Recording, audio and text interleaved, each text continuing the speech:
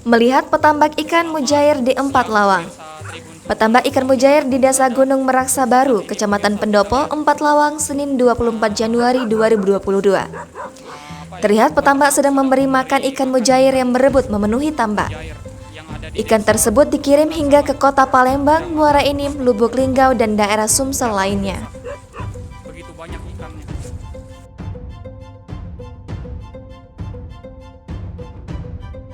Luar biasa ini pemirsa.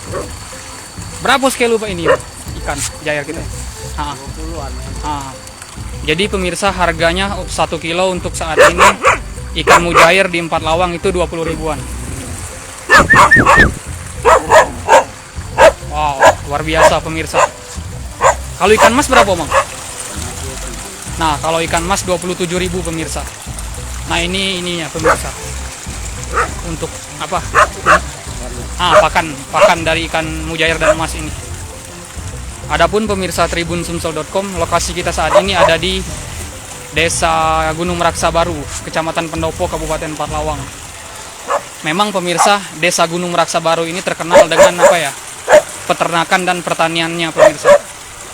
Memang termasuk salah satu daerah penghasil beras dan juga ikan terbesar di Kabupaten Empat Lawang.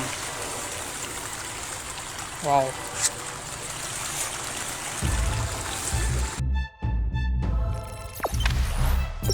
Jangan lupa subscribe, share, komen, dan like ya.